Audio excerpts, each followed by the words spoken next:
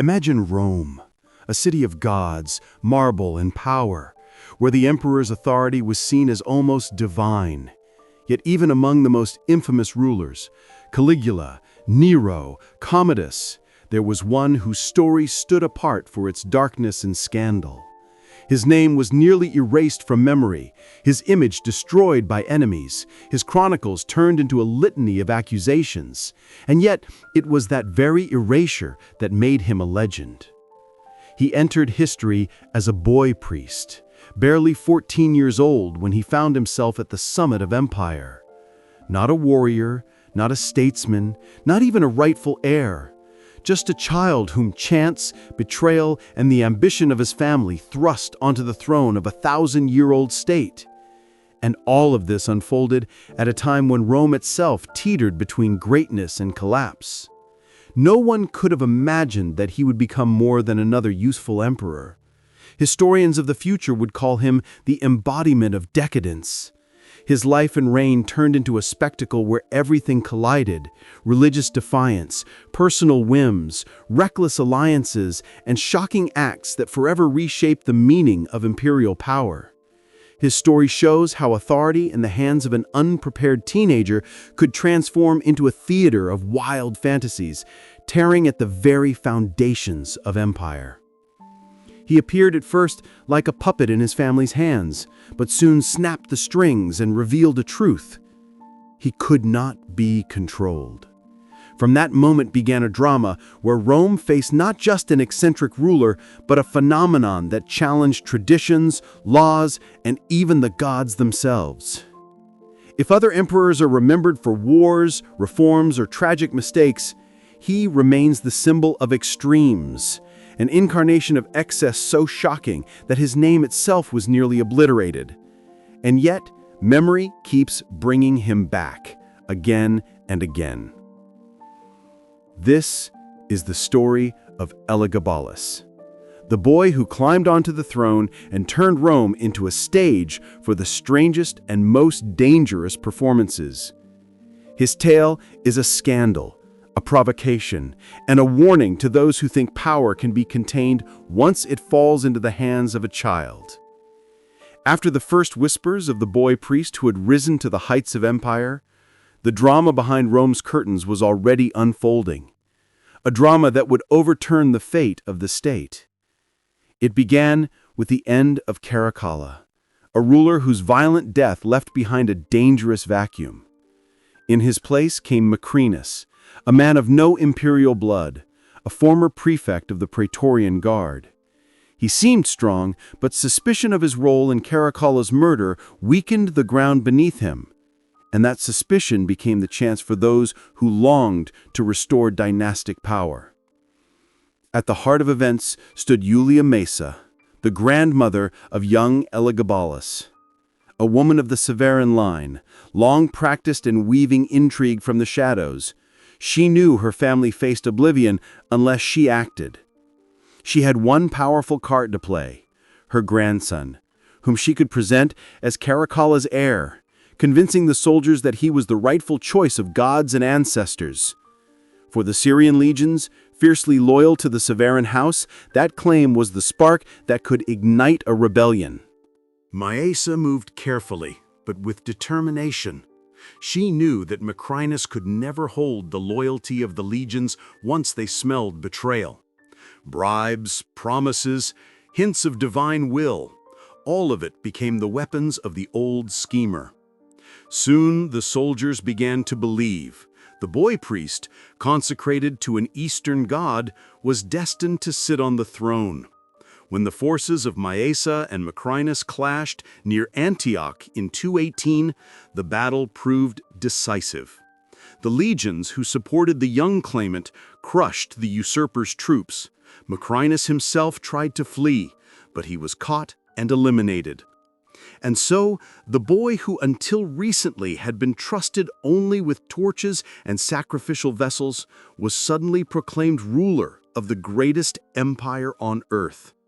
For the first time, Rome had an emperor who knew nothing of military discipline or the weight of senatorial debate. At first, it seemed power would remain in the hands of his grandmother, the one pulling the strings. But reality quickly showed otherwise. The figure she had placed on the throne would not remain a pawn. He loved being at the center too much, not a puppet, but an actor in his own play. From that moment, Rome entered an era where tradition collided with Eastern exoticism, where law and religion bent under the whim of a teenager, and the city of the gods became the stage for the boldest challenge it had ever known. The young emperor entered the capital not as the heir of tradition, but as a foreign priest bringing something entirely new. Instead of securing his legitimacy, he chose to make Rome the center of worship for his Eastern god.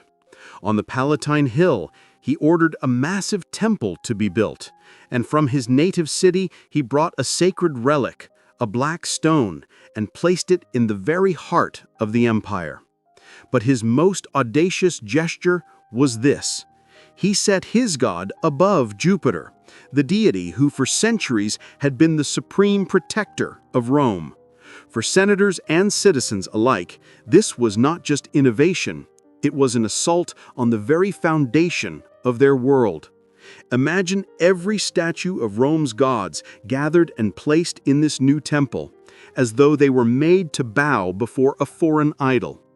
The city, accustomed to its cults and traditions, suddenly found itself face to face with a foreign faith imposed not by persuasion but by command. People whispered in the forums, priests called it sacrilege, senators held their rage behind silence, but they remained quiet for now, because before them stood the emperor himself, armed with supreme power and the loyalty of the legions. These acts marked the start of his separation from everything Roman. He no longer looked like the guardian of the state. He appeared instead as the herald of a strange new power. It became clear, Rome had entered an age where the cult of the emperor would merge with the cult of his god. Yet religion was only the first crack in the wall. Soon, his behavior showed he had no intention of stopping at tradition or even common sense. Not long after he forced Rome's gods to bow before his idol, it became clear that the eccentricities of the new ruler would reach far beyond faith. His palace turned into a theater of luxury and excess. Instead of the traditional purple togas or military cloaks, he appeared in gowns of the finest Eastern silk embroidered with gold. His face gleamed with paint and powders, his hair hidden beneath bright wigs. To Rome's aristocracy, it was a slap in the face, an emperor who looked more like a performer or a dancer than master of the world. The banquets he staged became legendary even in his lifetime.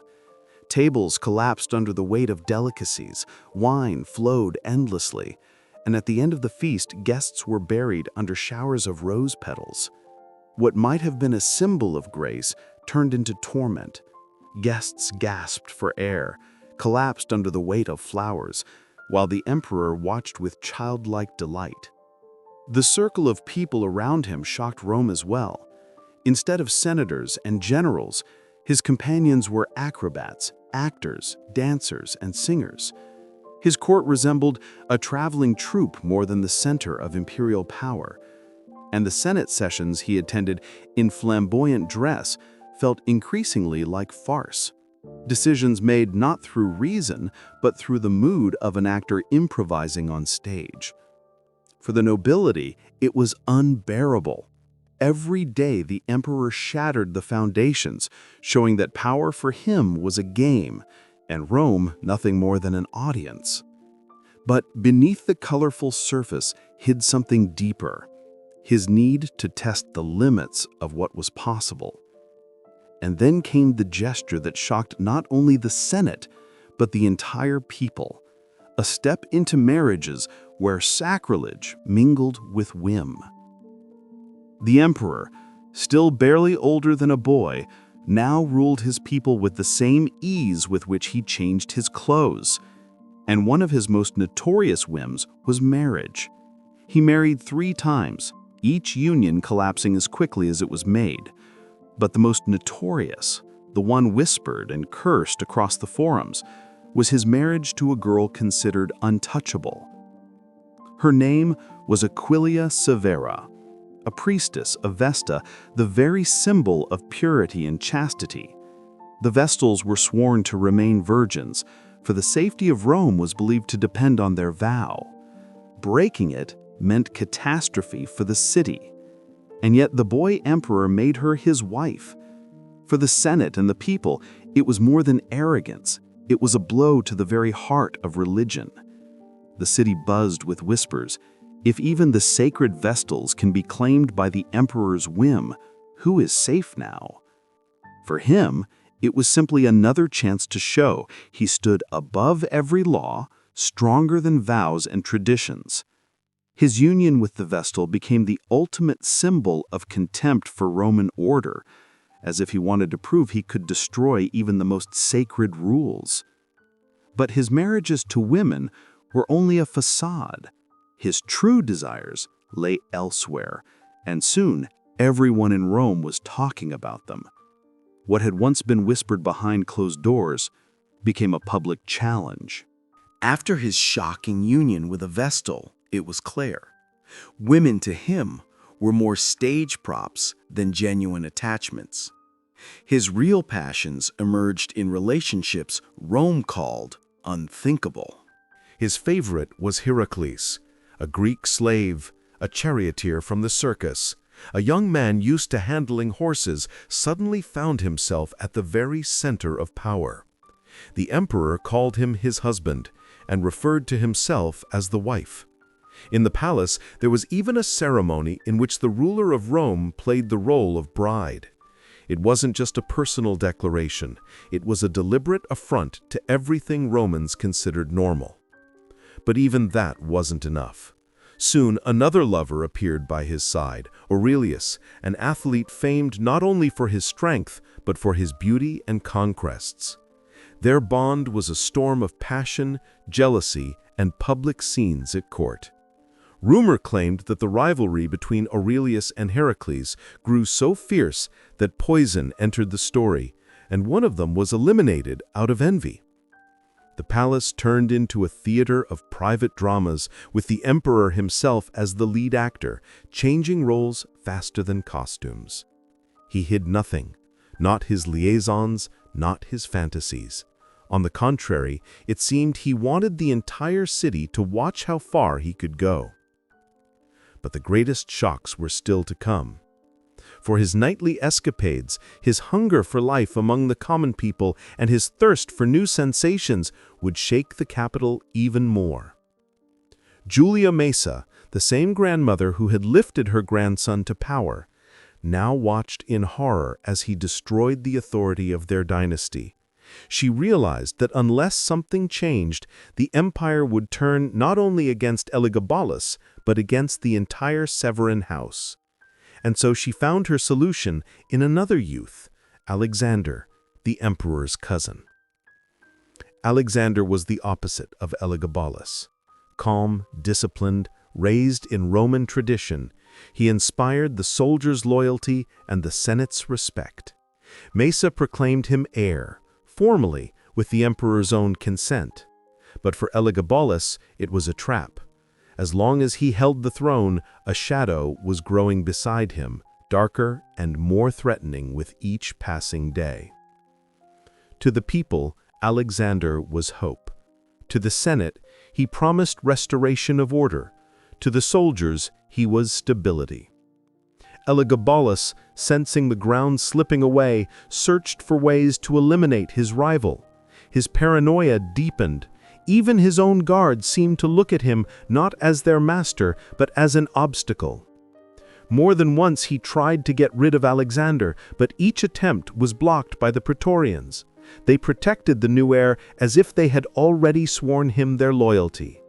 For the emperor, used to unquestioned obedience, it was a chilling revelation. The guards no longer answered to him, but to another. It became clear the same army that had once raised him to power was now ready to destroy him. And then came the final trap, an invitation to what seemed like a routine meeting at the Praetorian camp.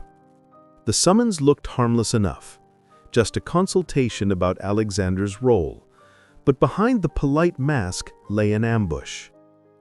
When Elagabalus arrived with his mother, Julia Somaeus, they were not greeted as rulers, but as condemned. The soldiers closed ranks, blades flashing in the daylight. The emperor tried to give an order, but no one moved.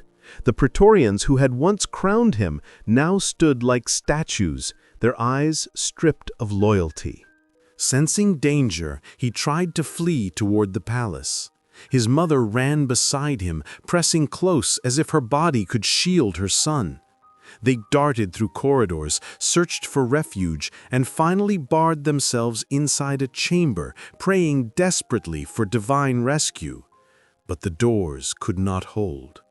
The soldiers broke in. The boy emperor, once dazzling on the throne, now cowered in the corner, clinging to his mother. There were no pleas, no mercy, no delay. It ended swiftly and brutally. Their bodies fell together, and in a single moment, the empire was rid of the ruler it had called master only yesterday. But death was not the end.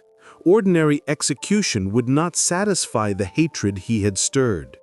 Even in death, his body was defiled, his head was severed, his remains dragged through the streets with ropes. Crowds gathered, people jeered, spat, hurled stones. Children mocked, grown men cursed. Senators looked on with silent approval. At last, his corpse was thrown into the sewers, then hauled out again, only to be cast into the Tiber, like a criminal to be erased not only from life, but from memory itself. The Senate sealed his fate with the ancient curse, damnatio memoriae. His name, his images, his inscriptions, all destroyed. He became a ghost stripped of remembrance. After the disgrace that ended his reign, Rome felt a fleeting relief. A city exhausted by scandal longed for order. That order was embodied in Severus Alexander, cousin of the fallen ruler, whom the Praetorians proclaimed the new emperor. He too was young, but unlike his predecessor, he possessed what Rome craved: restraint, respect for tradition, and the ability to listen to counsel. To the people, he was a symbol of restoration. To the Senate, a guarantor of stability. To the army, a protector. Everything Elagabalus was not, Alexander seemed to embody in abundance. Julia Maesa, who had lost one grandson but preserved her dynasty's grip on power, achieved her goal. The empire was once again in her family's hands, while the name of Elagabalus became forbidden. His images vanished, his name was chiseled off marble inscriptions, and chroniclers recorded him only in tones of scorn. And yet, history could not leave him behind. Centuries passed, but memory kept returning. Some saw him as nothing more than a mad teenager who turned power into a stage for excess. Others wondered if he had been a victim of malice, slander, and fear of the foreign, for much of what we know was written by his enemies. One way or another, his name became synonymous with corruption, extravagance, and defiance of society. When Rome's darkest rulers are recalled, his image arises beside Nero and Caligula. But there is a difference. While those emperors were still explained or even excused, he was erased, as if memory itself was dangerous. Elagabalus remains in history as an enigma. Was he a monster, creating chaos for his own pleasure? Or merely a child thrust too soon upon the throne, surrounded by scheming adults and his own whims? To these questions, we will never find an answer. But one truth is clear. His reign stands as a symbol of how quickly glory can collapse into disgrace, and how even an emperor with all the power in the world can be erased by the will of his own people. His life was a spectacle, his end a lesson, and his legacy a ghost that still haunts the history of Rome.